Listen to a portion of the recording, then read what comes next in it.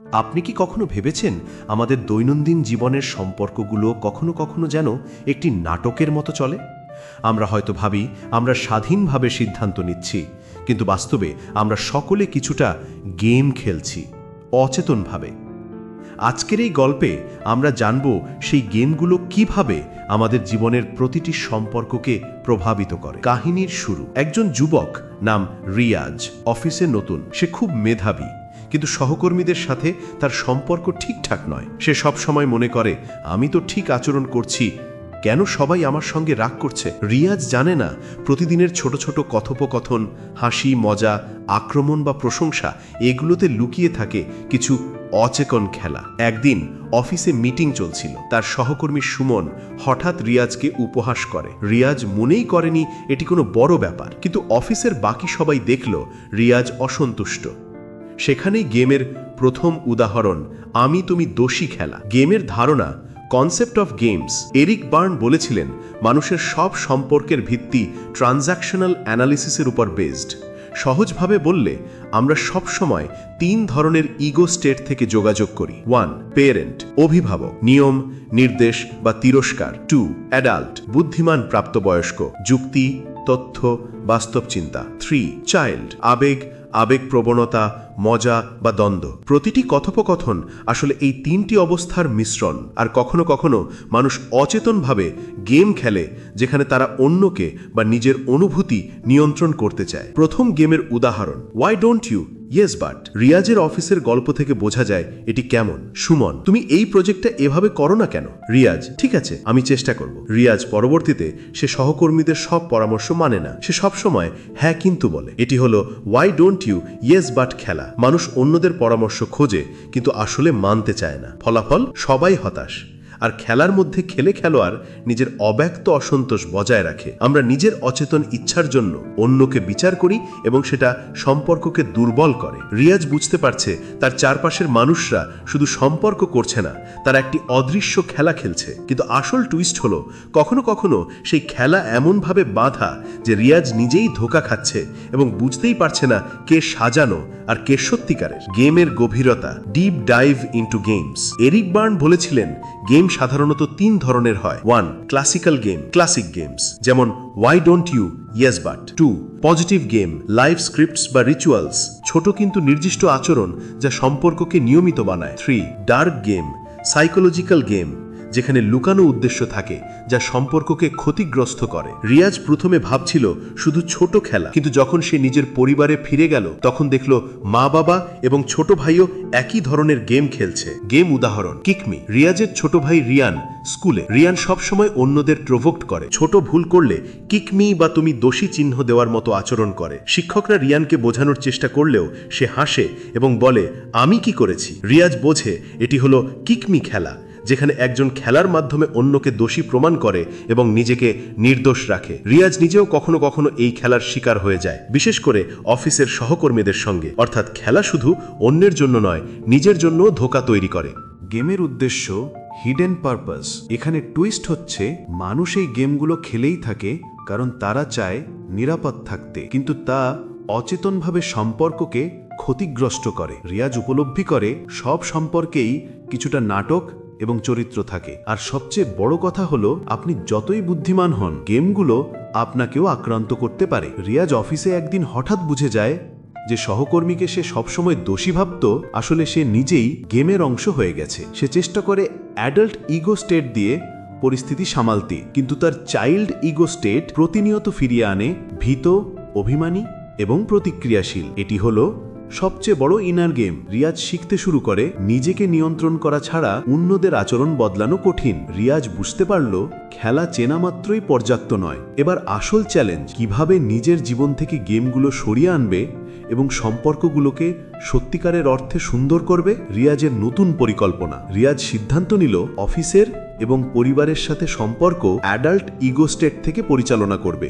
Adult ego state মানে ভাবনার উপর ভিত্তি করে আবেগের দমনে যুক্তি ও তথ্য দিয়ে সিদ্ধান্ত নেওয়া। সে লক্ষ্য করল, যতবার সে প্যারেন্ট বা চাইল্ড ইগো স্টেট থেকে প্রতিক্রিয়া দেখাচ্ছে, ততবার খেলা আরো জটিল হচ্ছে। প্রথম চ্যালেঞ্জ, অফিসের ইয়েস বাট খেলা মোকাবেলা। রিয়াজের সহকর্মী সুমন আবার শুরু করল ইয়েস বাট খেলা। আগের মতো রিয়াজ হতাশ হতে পারত, কিন্তু এবার সে অ্যাডাল্ট ইগো স্টেট ব্যবহার করল। সে ধীর স্বরে বলল, ঠিক আছে, আমি আপনার পরামর্শ শুনছি, তবে আমি চাই নিজে সিদ্ধান্ত নেব এবং ফলাফল দেখব। সুমন চমকে গেল, কারণ রিয়াজ আর প্রতিক্রিয়াশীল নয়। খেলা ভাঙা শুরু হলো। পাঠ। খেলা ভাঙতে হলে প্রথম ধাপ হলো নিজের আবেগকে নিয়ন্ত্রণ করা এবং যুক্তিভিত্তিক প্রতিক্রিয়া দেখানো। দ্বিতীয় চ্যালেঞ্জ, পরিবারের কিকমি খেলা মোকাবেলা।